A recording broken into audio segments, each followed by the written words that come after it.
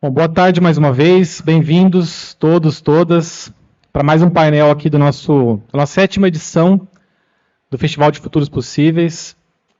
Um prazer estar aqui com vocês. Meu nome é Israel Jorge, sou doutor em Estudos Contemporâneos, trabalho aqui na Firjan IEL, na Casa Firjan, tá, como especialista em inovação e educação, e vou ter o prazer, junto com vocês, de aprender, de conversar, de ouvir os nossos convidados super especiais hoje aqui. Tá? A gente tem a Ana Paula Zanoni, que é psicóloga clínica e doutoranda em psicologia clínica pela UFPR. O Anderson Roy, que é autor, especialista em direito digital e pesquisador em inteligência artificial. E, palavrinha traiçoeira aqui, né? Nosso painel é sobre antropomorfização da tecnologia e seus impactos nas nossas mentes e corações. Até para ficar mais fácil, pessoal, antropomorfização. Dar forma humana, certo? Dar forma humana para a tecnologia, para as máquinas. A gente, segundo um filósofo aí, que morreu recentemente, inclusive, Michel Serres, faleceu em 2019, para ele, todos nós aqui estamos decapitados. Todo mundo sem cabeça. Ele traz, na verdade, uma lenda, né? Além do mito, o milagre de São Denis, na França, né? Reza a lenda que São Denis foi decapitado, mas ele tranquilamente se abaixou, pegou a própria cabeça e seguiu até a igreja de costume, enfim. E aí o Michel Serres fala o que pra gente? Ele fala assim, da mesma forma, e ele traz um bom sentido, tá? Claro que a gente tem vários medos aí, preocupações do mau sentido de estarmos decapitados, né? Mas no bom sentido, para Michel Serres, ele fala o seguinte, agora a gente não precisa mais utilizar isso antes da explosão recente da inteligência artificial, né, pessoal? Ele já falava, a gente não precisa mais usar o hardware, o software que está aqui, para, como antigamente, lá atrás, por exemplo, eu tinha que decorar tudo para passar o quê? Na tradição oral, para as próximas gerações. Tinha que decorar tudo aqui na cabeça. Depois vem livro, ok, mas mesmo assim, ainda utilizava muito o hardware, o software aqui da cabeça. E ele diz, agora não. Agora a cabeça está onde? Na palma da mão.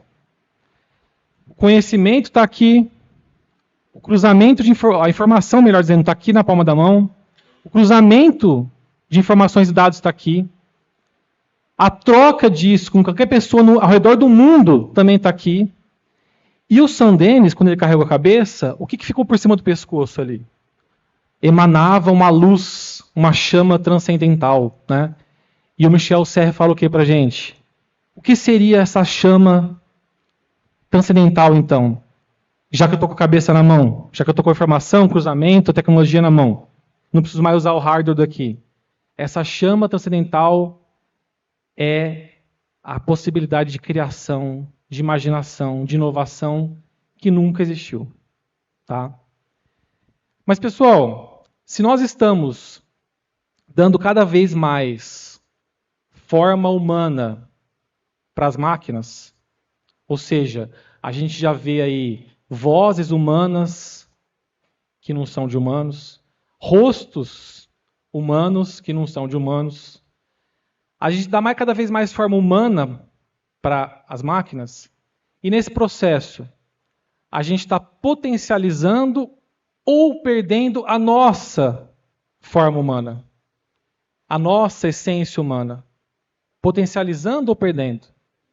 E se já estamos todos decapitados, espero que no bom sentido, como o Michel Serres brincava, como fica o coração? Também vão tirar o coração? A gente vai trocar com a máquina também o coração? Nossos afetos, nossas emoções, como é que ficam nesse contexto acelerado, ainda mais agora com a explosão recente, que já vem de décadas, mas mais recentemente ainda, da inteligência artificial? A nossa convidada super especial aqui, Ana Paula Zanoni, repetindo, psicóloga clínica e doutoranda em psicologia clínica pela UFPR, é muito interessante abordar sobre isso, porque ela vive essa experiência clínica, né? Então, como é que está a realidade do coração nesse processo? Ana, bem-vinda, muito obrigado. Obrigada, Israel. Obrigada a todos que estão aqui. É uma honra participar de um evento desses. E eu venho aqui com o intuito de produzir mais incertezas e reflexões acerca desse tema, né? O campo psicológico, ele é um campo ainda de muitas incertezas, ainda que a gente encontre muitos avanços nas neurociências, né, o que se tem descoberto, por exemplo, com as imagens de ressonância magnética, sobre o comportamento, sobre os afetos, a gente ainda caminha diante de muitas possibilidades, né? Até quando a gente fala, por exemplo, em depressão, a gente sabe o quanto os antidepressivos têm avançado em diversas gerações aí, mas o quanto ainda seu mecanismo impreciso, né? Porque funciona em algumas pessoas, porque não funciona em outras, né? A gente não consegue fazer determinações categóricas sobre da onde vem o comportamento exatamente. E eu acho que a ideia é que realmente entre mente e coração existe um campo intermediário que a nossa realidade psíquica habita. E esse campo ele é gerador de imagens, né, de imaginação. Ele é boa parte não apenas racional, mas irracional também. Nós temos uma atividade humana que é a atividade da fantasia e que está presente, né, no pensamento da criança, por exemplo, quando dá vida aos seus brinquedos, né, nas narrativas mitológicas de outras culturas, de outros povos, né, tanto mais antigos quanto alguns que ainda existem, né, por exemplo, entre os indígenas, essas narrativas mitológicas elas são vivas, elas explicam a realidade. Então essa realidade psíquica ela é uma realidade complexa, bastante poética, né? É um reino intermediário. Então, quando a gente começa a pensar sobre relacionamentos com tecnologia, com inteligência artificial, a gente vai caindo num polo que é o da racionalidade, né? Que a inteligência artificial é alimentada por dados, né? E até então funciona de uma forma menos complexa do que o comportamento humano, né? E o que as pesquisas, o que os estudos têm falado na contemporaneidade sobre os usos da tecnologia pelos indivíduos? Eu acho que esse é um assunto que já tem sido debatido há um tempo, né? Eu vi nas palestras iniciais algumas questões sobre somos ciborgues. Imagino que isso venha da Haraway, lá de 1985, a filósofa americana que já estava pensando, né, nesses limites, nessas fronteiras que são muito tênues entre o humano e o artificial, o orgânico, o não orgânico, tecnologia, humano. E aí, mais recentemente, no pós-pandemia, a gente viu um número muito maior de pesquisas falando sobre as implicações do uso excessivo dos smartphones, das telas, né? Especialmente nas gerações mais novas, ali em crianças e adolescentes. E como isso tem gerado uma onda, né? Ou tem sido correlacionado com uma onda muito grande de questões de saúde mental, especificamente depressão, casos de automutilação e também questões ligadas à fragmentação da atenção, né?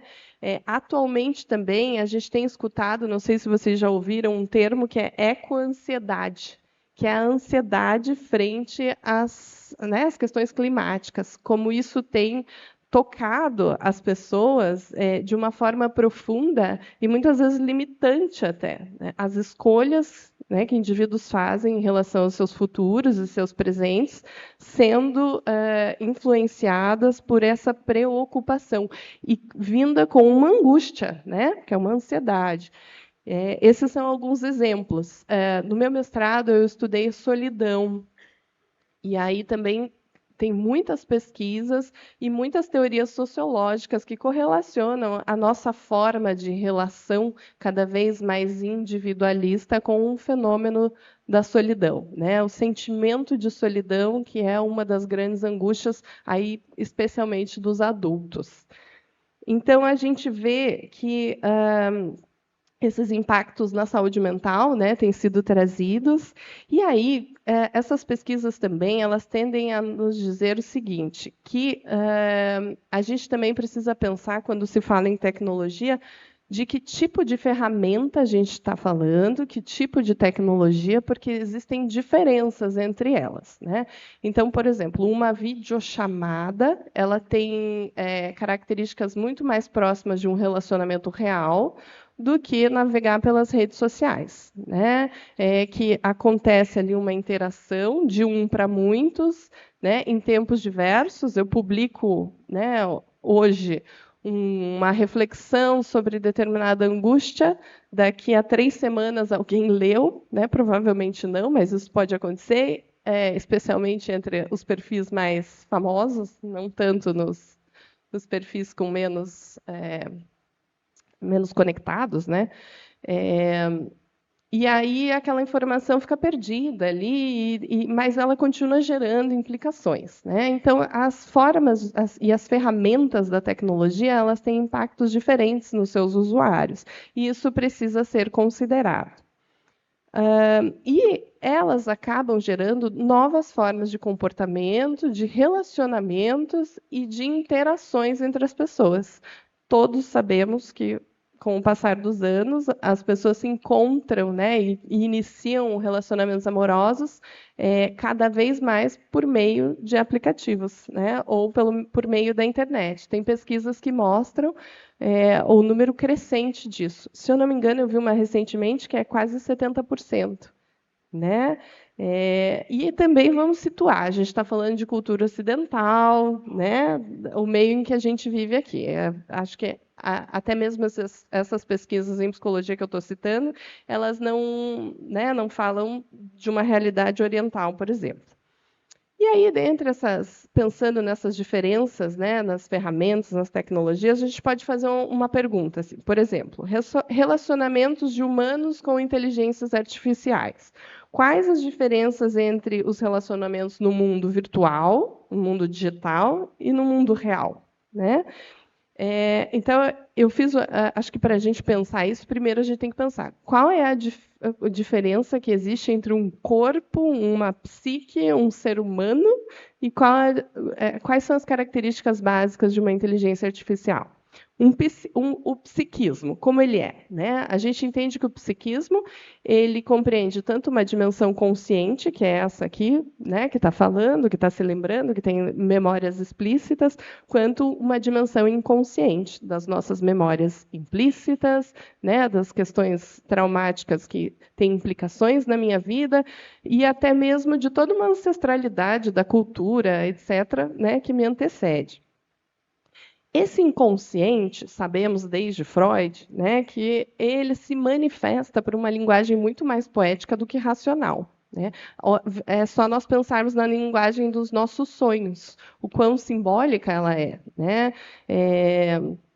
E o quanto a gente consegue, na verdade, fazer aproximações só a essa linguagem. Se a gente disser um sonho significa exatamente isso ou aquilo, a gente sabe que isso vai soar meio grosseiro, né? É uma aproximação inadequada da nossa realidade inconsciente. E toda percepção de realidade ela vai ser sempre perpassada no nosso psiquismo pelos nossos afetos. Então, por exemplo, a nossa memória, ela não é a memória como de um computador que arquiva fatos. A nossa memória ela tem a capacidade ou a característica de confabular. Quando a gente se lembra de alguma coisa, a gente vai sempre lembrar daquilo num contexto, num gênero, né? Às vezes a memória a gente lembra de uma forma mais dramática, às vezes a gente lembra de uma forma mais engraçada. ela tem todas essas características até estéticas, a gente pode dizer, né?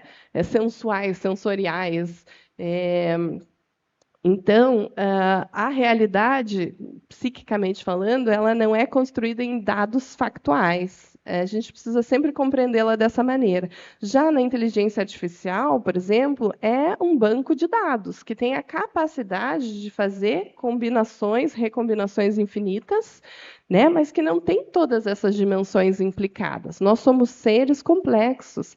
As nossas dimensões biológicas, culturais, sociais, históricas, elas são todas interrelacionadas, né, com esse universo dos afetos, das emoções, dos sentimentos que nos atravessam, que dão tonalidades e que dão características próprias às experiências e que dão singularidade também, né, que é o que promove a singularidade, nossos estilos de ser no mundo.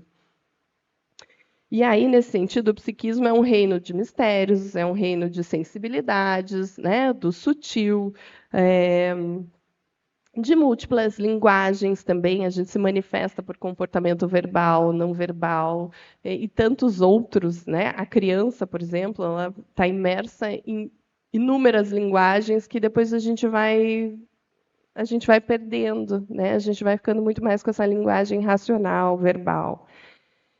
E, sobretudo, um ponto, né, que acho que a gente pode questionar é a nossa subjetividade, ela é constituída em cima da ideia de uma finitude, de que nós estamos aqui e que um dia nós não estaremos mais. Como é pensar isso, né, na inteligência emocional?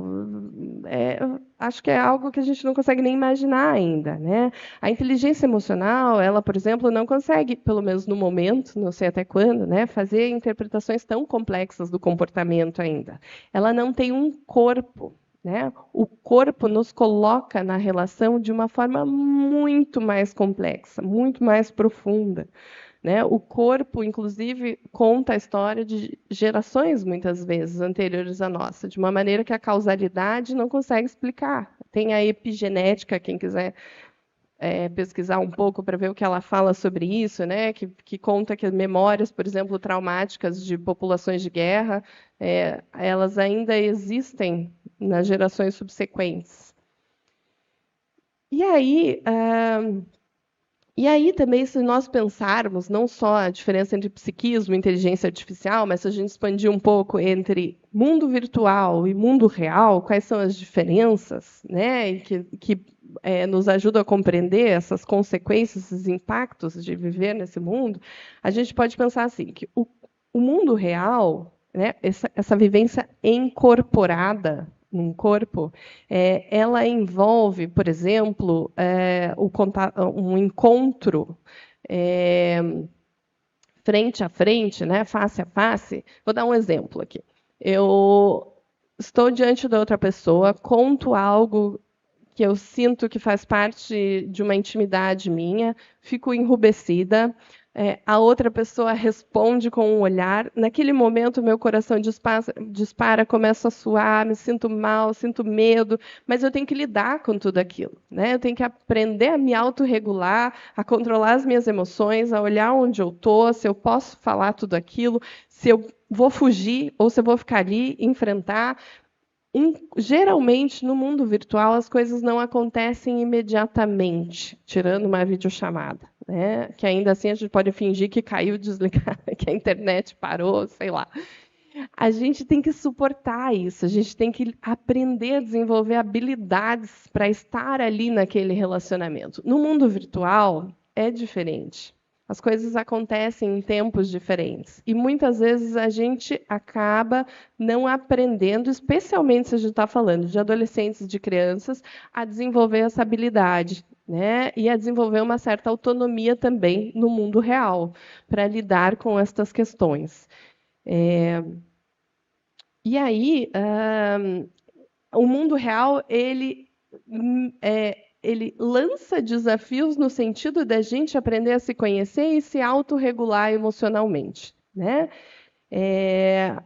A neurociência nos diz que essa capacidade do córtex de autorregulação, ela se desenvolve plenamente só por volta dos 25 anos. É um dado bem interessante, isso tem muitas implicações, inclusive, por exemplo, no uso de drogas, né? Usar drogas antes e depois dos 25 anos tem uma diferença, né?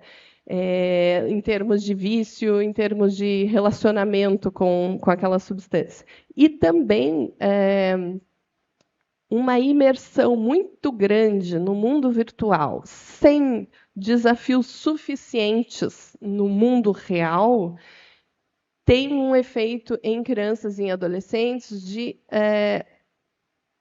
ter dificuldade em aprender essa autorregulação emocional. Então, muitas vezes, é uma cognição avançada, que pensa muita coisa, que conecta muitas ideias, mas que não tem um suporte emocional adequado para lidar com as adversidades de fato, né? Especialmente as gerações mais novas. Foi lançado recentemente, acho que foi esse ano, aquele livro chamado Geração Ansiedade, do Jonathan Haidt, né? E ele traz pesquisas muito recentes, muito sérias. Ele é da Universidade de Nova York. E ele tem uma teoria que, desde 1980, as crianças têm sido cada vez menos expostas ao mundo real por uma superproteção das famílias, dos pais, né, diante dessa consciência dos abusos, de diversos riscos muito sérios, de violência, de agressão, né, esse refinamento da sensibilidade também que a gente tem para o que é agressão e o que não é, né, que vem acontecendo, e ao mesmo tempo em que essa superproteção para os desafios do mundo real vai acontecendo também uma subproteção da entrada das crianças e adolescentes no mundo virtual. E isso tem diversos danos, né?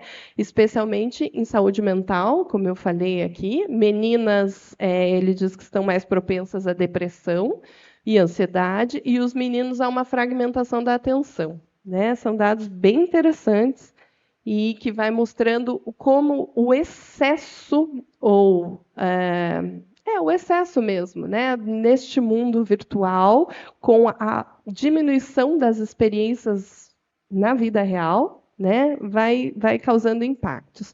Quais outros impactos? Né? O consumo de conteúdos inapropriados é um deles. Quem tem criança pequena sabe, por exemplo, que o YouTube Kids, né, não é feito para todas as idades de criança. A gente tem que ficar olhando e acompanhando. Muitas vezes elas estão expostas a conteúdos que seriam adequados quando elas estiverem com 8 anos. Mas uma criança de 4 assistindo aquilo pode desenvolver um medo terrível, ou não compreender que o desenrolar daquela história de bullying tem uma lição de moral. Ela não vai entender a lição de moral. Ela vai ficar com as imagens da agressão.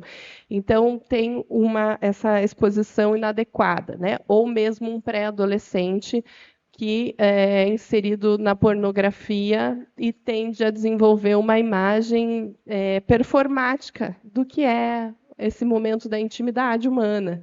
Né? E aí se cobra na sua própria performance, tem expectativas completamente desfundadas da realidade sobre o outro.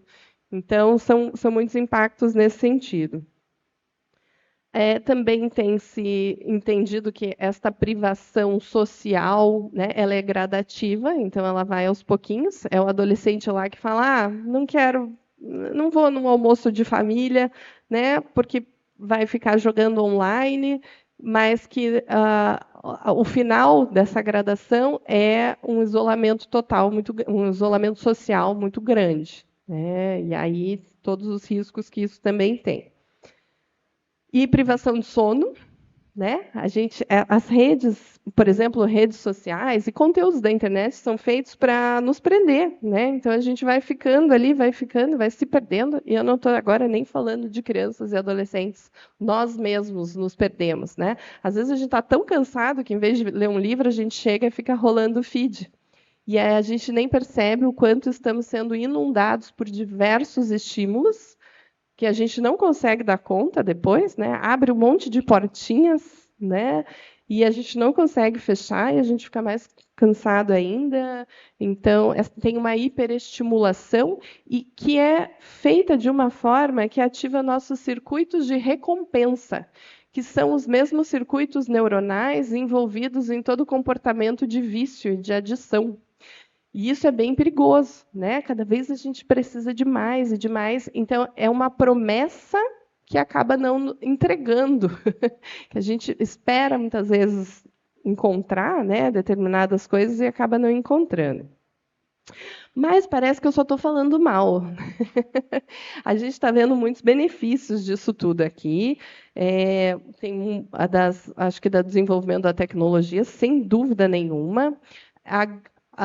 Existe também a possibilidade de nós nos conectarmos com comunidades significativas. Nem todas as comunidades são, né? Uma característica é que no mundo virtual, geralmente, é muito fácil de entrar, mas é muito fácil de você sair ou ser expulso de uma comunidade. A gente não precisa de muito investimento emocional, né, de desejo para participar, enquanto no mundo real a gente precisa, né? Para você ser aceito, ter pertencimento, é sempre algo trabalhoso, exige muitas dimensões, né? E a gente luta para manter esses relacionamentos. Mas a gente pode, de repente, encontrar comunidades significativas ali nesse mundo virtual, né? E especialmente, acho que sim, é também um universo de novas possibilidades imaginais. Muitas vezes, quando a gente não encontra espaços na realidade de circulação de ideias, ou até para poder ser, a gente encontra, às vezes, no mundo virtual, né? Mas esses aspectos positivos, né, como se relacionar com isso, vai sempre depender da medida, em que medida, né, eu me relaciono com essas ferramentas e com a tecnologia, e da consciência crítica que nós temos sobre elas. Eu conheço como funcionam essas ferramentas, né? Eu estou entendendo que ela está inserida ou que ela é atravessada por questões comerciais, mercadológicas, né, ideológicas, políticas. O quanto eu tenho consciência disso tudo, o quanto eu estou consumindo, ou usufruindo, ou sendo usuária, né? E eu entendo a tecnologia como um meio de chegar onde eu quero, né? E acho que aí vem uma pergunta anterior. O que eu quero? Quando eu antropomorfizo, eu estou buscando o quê? Né? É pertencimento? É comunidade? É uma fuga? Assim, o que me move a estar ali? Né? É curiosidade por curiosidade? Eu encontro isso que eu busco? Em que medida eu encontro isso que eu busco? Né? Que efeitos, de fato, estão sendo produzidos sobre mim? Como que eu posso usar a tecnologia ao meu favor? Né? E aí, acho que só para fechar aqui, eu entendo sobre os futuros, depois eu fecho, depois a gente abre de novo, é que, para a psicologia, a gente está num momento de quebra de vários paradigmas. A gente está se perguntando quanto a teoria psicológica toda é construída em termos neurotípicos, por exemplo, né?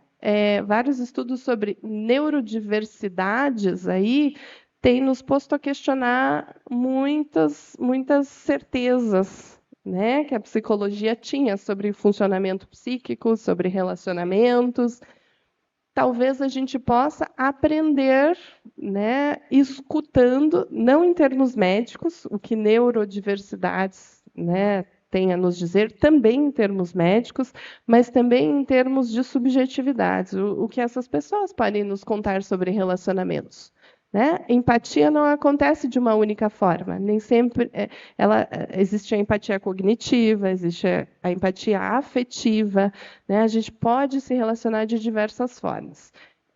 Eu entendo que é um campo aberto, cheio de perguntas, mas muito rico também, que tem se colocado aí no meio nessa interface com a tecnologia e com tudo que nós temos pensado aqui nesse momento. Acho que é basicamente isso. Muito obrigado, Ana. Panorama bem amplo, né, sobre como anda o nosso coração, mente junto, né, diante desse contexto inclusive, né, de antropomorfização. E aqui, para passar para o Anderson, até revendo aqui, recapitulando, o Anderson Hoey é autor, especialista em direito digital e pesquisador em inteligência artificial. Queria te perguntar e te dar a palavra antes para você fazer a explanação também ampla, e depois a gente bate uma bola aqui, abre as perguntas. Fim das certezas. Uma das coisas que a gente ouve muito, né, nesse processo de fim das certezas, ainda são algumas certezas, do tipo, não, inteligência artificial, dar formas humanas para as máquinas, mas espera aí, a máquina pode ter rosto humano, pode ter voz humana, trejeito humano, mas 3 coisinhas aqui acho que não rola, hein? Criatividade, empatia, que a Ana citou, e ética. Interessante, o Anderson vem do direito também, enfim, ética. Dando formas humanas, comportamentos humanos às máquinas, elas também poderão ser criativas, empáticas, éticas.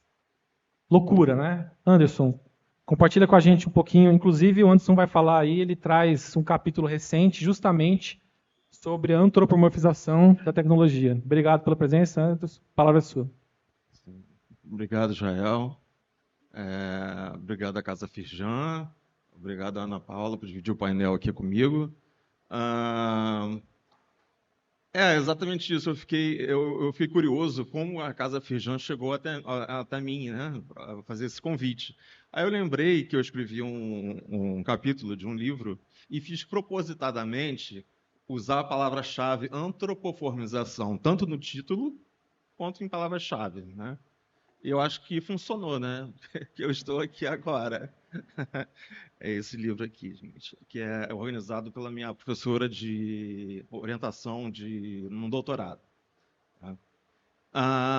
E é muito interessante porque o mal-estar na cultura já é um clássico, né? Já é um alicerce da psicanálise, né? Original, e ele fala aqui de uma forma revisitada, né? Sobre a perspectiva da tecnologia, né? Então, Israel, não são mais que 3 pontos que pegam, né? É a questão da senciência, da consciência, relações de afeto, a questão de emoções, de criatividade, de autoconsciência, de sentimentos, emoções no sentido geral. Até o título do painel é muito apropriado, né? Porque fala o que afeta nossas mentes e corações, né? A gente está falando de emoção, né? E quando estamos falando de emoção, vem logo à mente, né? Remete logo à computação afetiva, né? Então, bom, eu trouxe aqui uma apresentação para vocês, para ilustrar o que eu vou falar, porque são vários pontos.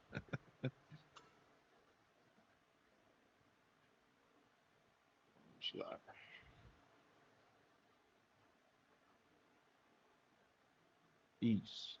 Eu usei isso aqui como um brainstorm, tá, gente? Como fosse uma orientação.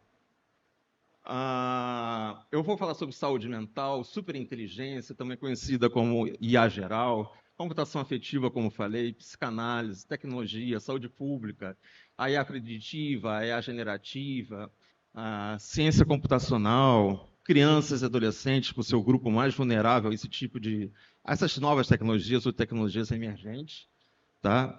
Por que são mais vulneráveis? Porque ainda não tem um desenvolvimento sociocognitivo ainda completo e não tem um senso crítico ainda apurado, né? Vou falar sobre interdisciplinaridade, principalmente, inteligência artificial, que está destacada aqui, né, que é a minha área. Vou falar sobre filmes que ilustram sobre a antropoformização, como Ted e Her. A questão da dopamina, efeito dopamina para o que a gente chama hoje em dia de design viciante das plataformas digitais, assim como inteligência viciante também. Como a Ana falou, causa uma série de questões de transtornos, de distúrbios. É um problema de saúde mental, um problema de saúde pública, um problema de política pública. Tá? Então, eu falo sobre regulação, porque seria uma peça desse quebra-cabeça, que seria uma das soluções possíveis, tá? Porque é o meu tema de doutorado é a regulamentação da inteligência artificial, né, o impacto possível global, principalmente para o Brasil, já que nós não somos quem desenvolve essa tecnologia em sua maioria. Tá? Falo sobre análise comportamental, como a Ana também falou. A questão de deepfakes, que está desde eleições até a questão da educação também. O design viciante, como eu falei, emoções, questão de filosofia, plataformas digitais. Deixei de propósito, acho que a palavra principal, sem ser inteligência artificial, fora a inteligência artificial, a palavra-chave é singularidade. E não uma singularidade qualquer, uma singularidade tecnológica. Porque na hora que você for procurar no Google, por exemplo, fazer uma pesquisa rápida, dá vários significados para essa singularidade. Então, eu vou falar sobre singularidade tecnológica. Tá?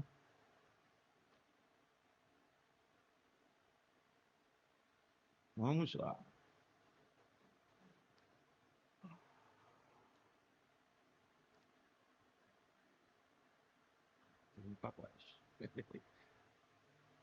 Isso.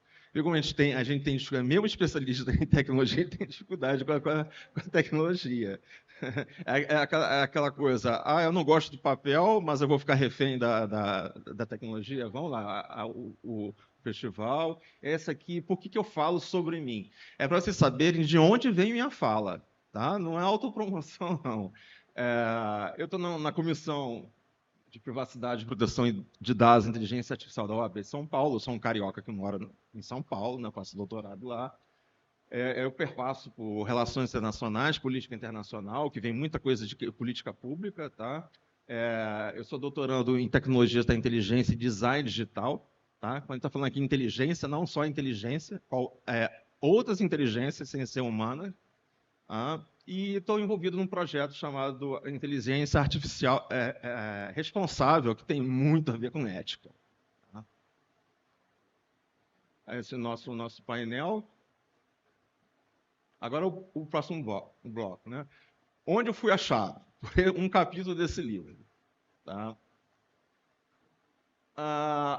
Aí eu falo, o que é antropoformização? Né? É atribuir características humanas a seres, coisas, né? Aqueles que não têm. Né? Então, a gente vê muito isso no cinema, por exemplo, principalmente não no TED 2, porque envolve uma questão assim, que ele não poderia... eu vou falar sobre o TED. É um ursinho, né? Um ursinho lá que toma vida, né? E que ele chega numa hora que ele quer casar, ele não pode casar porque ele tem que provar que ele pode procriar. Né? Então, olha a questão da antropoformização aí. E vai até o complexo, né, filme Her, né, que, de repente, vira a inteligência artificial lá, ou a tecnologia, no modo geral, vira um monstro. Né? E a gente vê muito disso, né? A inteligência como um monstro a ser desafiado, e vamos desmificar um pouquinho isso daí. Temos pontos positivos e pontos negativos. E vamos falar sobre sistemas virtuais, né, como Siri, Cortana, Alexa, Google, assistente. Só um detalhe muito interessante para falar para vocês. Eu tenho um assistente virtual e eu não chamo de Alexa, para não objetificar a mulher. Eu chamo de Echo. Tá? Então, eu já começo por aí, pelo menos fazendo a minha lição de casa, pelo menos. Então, nesse capítulo desse livro, fala que retornar a Freud é preciso e a Lacan também. Eu vou fazer um sobrevoo, tá, gente? Depois a gente explica. Eu vou, para cada item desse aqui, um voo rasante mesmo. Tá? No capítulo 6, fala que, nesse mal-estar da cultura, né, como eu falei anteriormente, né, isso é um dos pilares fundamentais da psicanálise. Né? O retomo, né, o retorno a textos freudianos. O capítulo 12 é o que coube a mim, né? A antropoformização da inteligência artificial. Aí eu falo inteligência artificial em específico, né, no guarda-chuva de tecnologias. Né? Como e por que os humanos julgam as máquinas? Porque é um tratamento diferente. O humano julga de uma forma diferente as máquinas. Eu não estou dizendo que as máquinas julgam os humanos. Mas assim, a gente é muito menos paciente com os erros da máquina do que os nossos. A máquina tem que ser infalível. E a gente se esquece, como o próprio McLuhan diz, né, que a tecnologia é uma extensão do ser humano. Tá? Então, aí eu explico o que significa antropoformizar, seria humanizar, né, dar sentimentos e reações humanas a entidades não humanas. Esse é o último número da revista do meu programa de pós-graduação. Eu contribuí com 3 artigos, um deles também fala sobre antropoformização, mas num aspecto mais objetivo, do tipo, inteligência artificialmente, ela alucina, ela desinforma, inteligência artificial é racista, é misógina, ela desinforma, ela manipula. Então, que ser bem objetivo respondendo a isso ali. Né? Às vezes a gente não tem a resposta pronta, mas a gente está chegando lá. Por que eu falo dessa revista? Porque o meu programa é interdisciplinar. Então, apesar de ser graduado em Direito, eu perpasso por várias disciplinas, tá? Tentando não fazer disso um Frankenstein legislativo, alguma coisa assim. Mas a interdisciplinar, porque eu não estou falando de pluri ou multidisciplinar, estou falando interdisciplinar, porque a interdisciplinaridade tem uma diferença. Leva em consideração, não simplesmente atravessa pelas disciplinas e áreas do saber. Ela leva em consideração os níveis e graus de interação e complexidade entre as disciplinas e áreas do saber, porque é bem diferente. Isso aqui é um artigo, um ensaio que eu escrevi também. Isso aqui é um exemplo clássico do O1 Preview, que é um dos casos mais recentes do que estaria mais próximo do raciocínio humano, tá? Da OpenAI. Mas, para especialista, como a professora Dora Kaufmann, né, que é do meu programa de pós-graduação também, diz que isso aí é mais uma questão de causar alvoroço. A gente sabe que a economia é movida por expectativas, às vezes mais do que realidade mesmo. Então, causar um alvoroço para dizer assim, ó, meu produto tem valor, tá? Então ele precisa de investimento, ele precisa de financiamento para a área. Mas que efetivamente existe isso na realidade, isso é outro papo. Aí eu vou em outro bloco, então eu começo a falar, eu escrevi uma série de ensaios, começando com uma fábula de inteligência artificial. Eu fui lá atrás, em 2001, na inteligência artificial do Steven Spielberg. Né? Era um androide, um humanoide, que queria o amor de seus pais, já que ele foi rejeitado. Né? Ele é bem ficção científica mesmo, e tem uma perspectiva diferente que a gente tem agora, fazendo um paralelo com o filme que está aí em cartaz. Eu não estou ganhando nada com isso, tá? O Robô Selvagem, que ele também fala sobre a antropoformização da tecnologia, mas assim, de apocalíptico para apocalíptico, primeiro eu não vejo muito como ficção científica, eu vejo mais como ficção e realidade e fantasia, né? Mas um tom mais otimista. Eu amo o de 2001, tá? Ele é um filme lindo, apesar de muito triste, tá? Mas ele é meio pesado. Já o Robô Selvagem, né, o Wild Robot, ele dá um tom mais otimista. Enquanto o outro, está para acontecer, esse filme atual, né, do Robô Selvagem, já aconteceu, tá? Passa muito transversalmente por isso. Mas já aconteceu, tá? Então agora só temos animais e os robôs, eles estão aqui só com os animais. Eu não vi nem muito humanos, eu vi mais humanoides, robóides, assim. E para quem acredita no que a gente estava falando sobre singularidade, né, é um prato cheio. Porque eu estou dando spoiler, tá, gente? Ele começa a mimetizar. O que ele não sabe, ele cai, se destrói todo. Vou falar só sobre isso, para não estragar o filme, né? Recomendo. E não estou ganhando nada com isso. Mas ele meio que se desprograma, e para ele se salvar, por uma questão de autopreservação, ele tem que se reprogramar. Tanto que tem um livro chamado Rebooting, do Gary Marcus, que ele fala sobre isso. Os rumos têm que dar um outro rumo para a inteligência artificial. Então, ele se vê num momento de perigo, ele tem que se reprogramar e começa a mimetizar a natureza, os seres vivos, né? Para quem acredita em singularidade, isso é um prato cheio. Eu falo sobre AI. Então, atingimos já um outro nível. Né? O primeiro nível, a gente falava sobre chatbots. Né? Agora, a gente está falando já sobre agentes de IA. Estamos falando sobre assistentes virtuais e o guarda-chuva maior de agentes de IA. Já estamos alcançando um outro nível, né? Aquela coisa que a gente falou, isso remete muito ao filme Her, né? A gente já está começando a querer estabelecer, já estamos estabelecendo relações de afeto com máquinas, né? Com a tecnologia, inclusive com parceiros sexuais e românticas. Tá? O caso do TED, né? E vem a questão, logo assim, a inteligência quer ser seu melhor amigo. Então, a questão agora, nós temos agora amigos virtuais. Eu mesmo chego, dou bom dia para o Eco. E ele responde. E brincando com uma questão que se fala, como educar seus robôs, eu agradeço. Se um dia as máquinas tomarem conta, pelo menos elas vão ser mais educadas com a gente, que elas estão se equiparando a gente, sendo educados com eles também. Eles, olha eu antropomorfizando aí.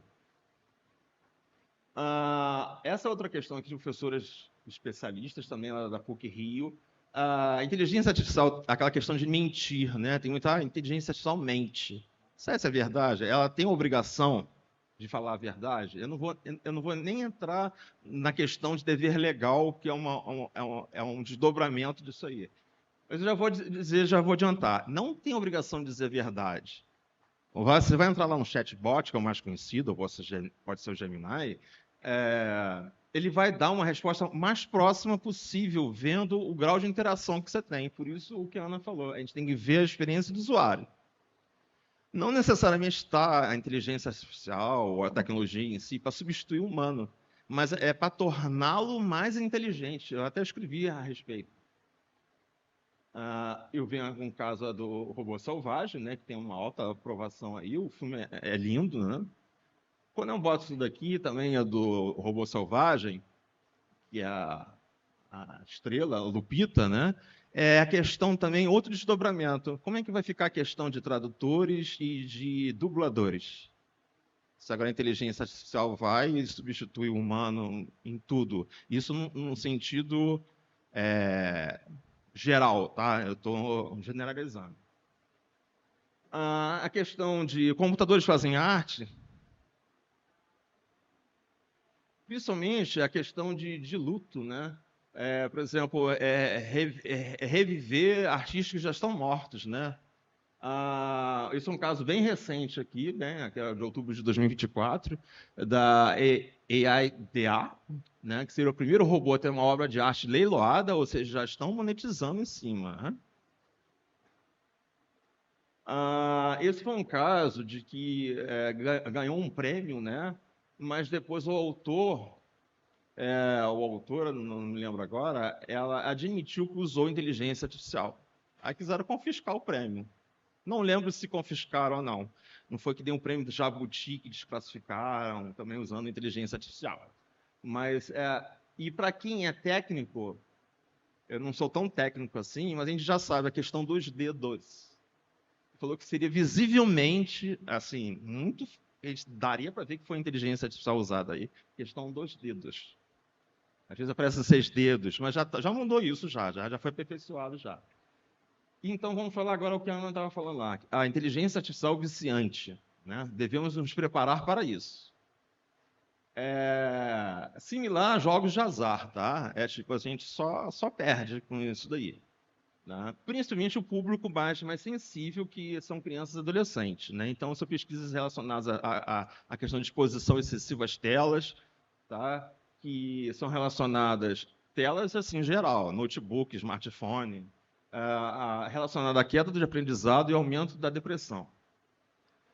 Crianças e adolescentes, porque o público mais vulnerável, como eu falei anteriormente, o desenvolvimento sociocognitivo não está completamente desenvolvido, então tem um senso crítico ainda apurado, até por uma questão de educação, né? Tá na tenra-idade. Um cuidado maior agora para menores de 16 anos, é uma política do Instagram, é só vocês procurarem lá, teen accounts, políticas de uso do Instagram, que eles já estão assim. Mas olha como a questão da regulação e como é diferente para cada país. Isso está valendo para os Estados Unidos e alguns aliados lá. Na Europa ainda não, porque a Europa tem, eu vou falar isso rapidamente, tem regulações mais restritivas. Lá o bicho pega. Eles são muito mais restritivos, né? E no Brasil, só ano que vem. Eu faço também questão de hologramas, principalmente porque são usados por artistas e ainda pessoas mortas, né? Tudo tem a ver com direito, a parte que a gente fala de direito ao esquecimento, que no ordenamento jurídico brasileiro a gente não tem, mas lá fora tem. Assim, positivado, né? A questão de as pessoas estão ficando viúvas do holograma, principalmente que é um serviço que é pago, ele vai pagar um determinado período de tempo e depois ele vai ser descontinuado. Descontinuou, ele ficou viúvo. Mas é sério, a gente está brincando assim, mas é sério. Só que o usuário não se desapaixona, né? Eu até me desculpo por eu estar rindo, porque é um sério problema de saúde pública. Tá? Me perdoem a quem passa isso, a gente viu até, foi referido na palestra inicial, casos sérios de suicídio, tá, gente? Então, não é para ficar rindo. Tá? A questão de holograma com desenho animado, também as relações de afeto estabelecidas, principalmente, como a Ana também falou, as relações de tecnologia entre Ocidente e Oriente são muito diferentes. No Ocidente é uma coisa muito binária, é sim ou não, bem ou mal, é bem maniqueísta. O Oriente não é tanto assim. E esse é um caso recente também de que a tecnologia não separe, né? A questão de que o relacionamento de um ser humano está datado, né? Porque tem hora para acabar. Agora vamos com algumas referências de livros que eu selecionei aqui para você. Vem o Yuval Noah Harari, que era muito ventilado e hoje em dia é meio questionado por ter um tom muito alarmista. Mas a temática do festival põe em xeque um pouquinho isso. Será que não tem razão, não? Ou porque o que é possível hoje, um dia foi impossível? Vocês não concordam? Mas foi lá e fez acontecer. Temos ressalvas, temos prós e contras. Ele começou com Sapiens, um dos primeiros, agora estão em Nexus. Né? Isso aí, ele fala uma breve história da humanidade. Aí tem o Nexus, que é o último dele, que ele fala um retrospecto de do histórico das redes de informação, a crítica ao pessoal técnico, especialista em informação, dizendo que ele não entende sobre informação. E é muita pretensão ele querer falar da idade da pedra até a era da inteligência artificial, tá? O Kurzweil ou Kurzweil, ele fala a singularidade está mais próxima. A fusão do ser humano e o poder da inteligência artificial. Aí falando sobre a superinteligência do Nick Bostrom, né, caminhos e perigos, estratégia para um mundo novo. O que a Ana também falou, está muito badalado esse filme do Jonathan Haidt, a geração ansiosa, como a infância hiperconectada está causando uma epidemia de transtornos mentais. Best-seller. A questão de IA, de ética na IA, ética e filosofia na IA, de Mark Zuckerberg, em que ele fala, né, temos muitos desafios, né? Essas redes de informação ampliam os problemas de desinformação e possibilidades de manipulação, que uma das piores formas de desinformação e enganação é a manipulação. Você não sente que você está sendo enganado. Acabando, tá, gente? Vem a questão Me Toca, que é o meu programa, a minha tese, né? Desde 2001, a Kate Crawford estava falando de regular a inteligência artificial, principalmente ali de frente, a questão de emoções. Tá? Isso aqui é um outro capítulo de livro que eu vou publicar, já está publicado, vai ser lançado semana que vem, que eu falo exatamente sobre avaliação de desempenho no trabalho, e escola, e detecção de emoções, reconhecimento de emoções no ambiente escolar. Né? Toda a questão de dopamina, porque excesso e falta dá problema nos dois casos.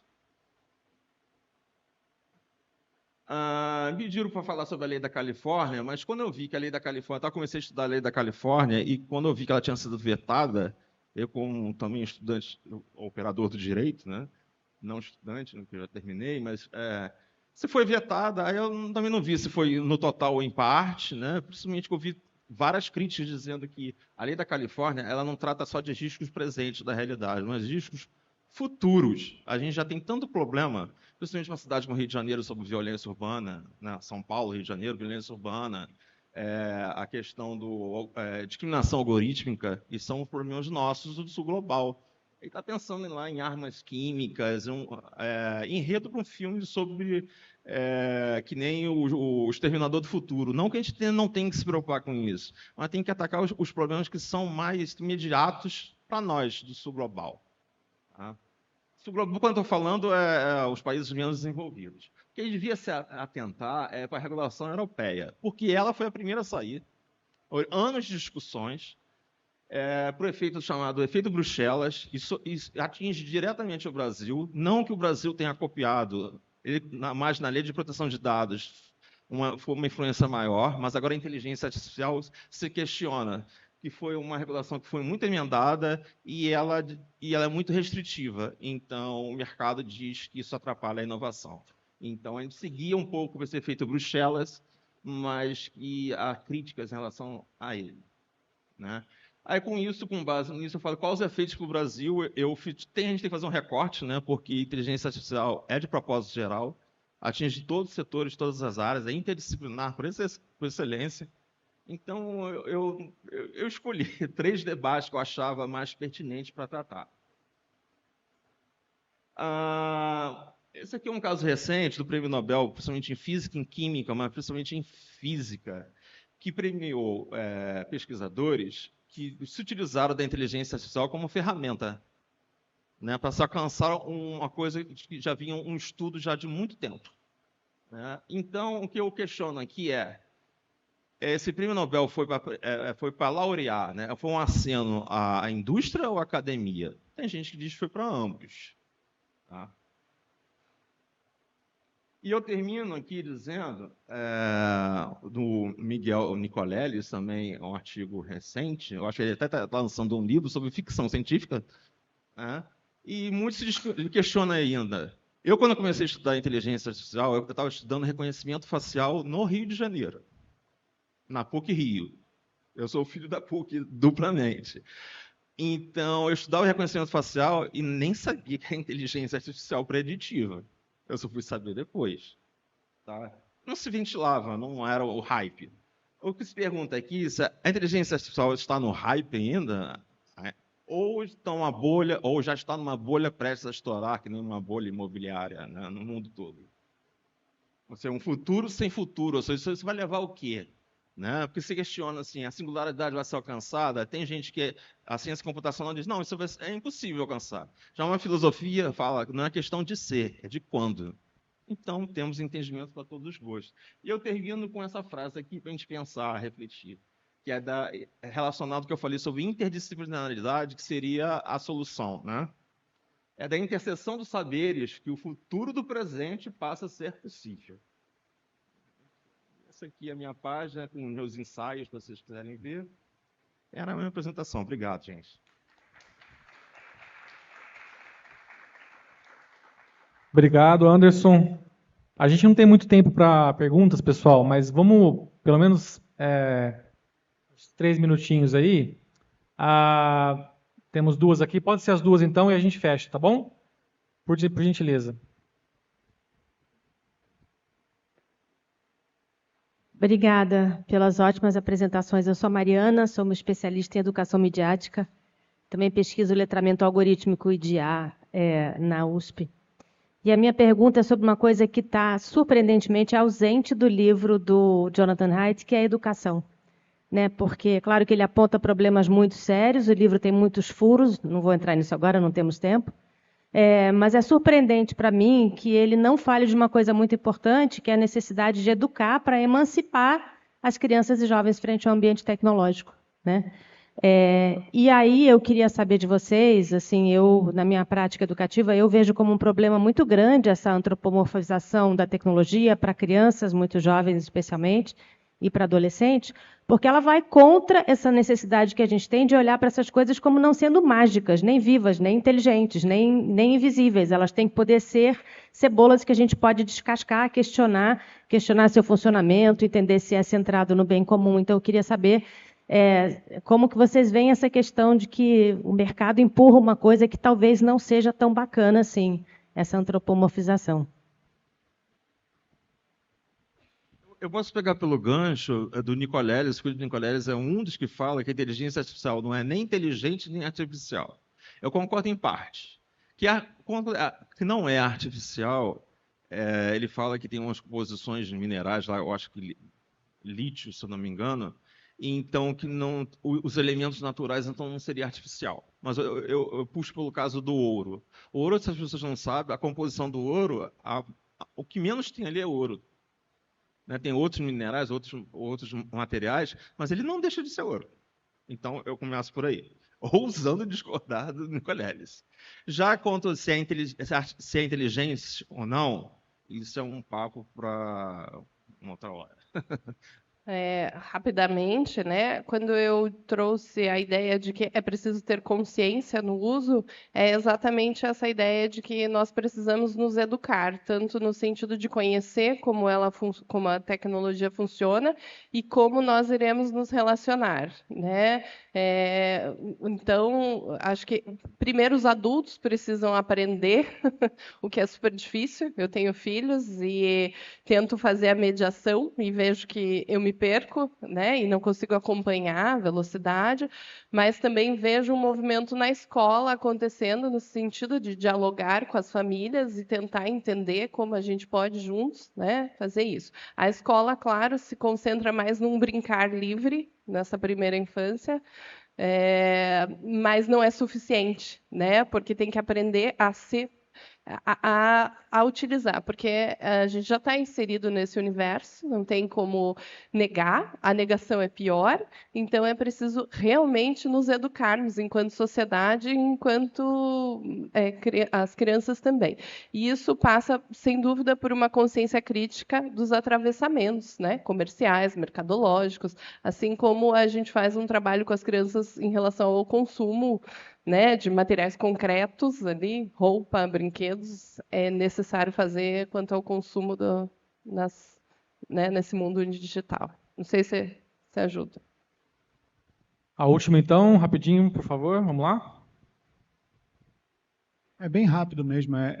Resumindo um pouco a temática, né, porque a gente fala muito, né, no painel passado a gente falou sobre saúde mental, a gente vem falando muito sobre saúde mental e a gente vem falando muito sobre autoconhecimento ainda.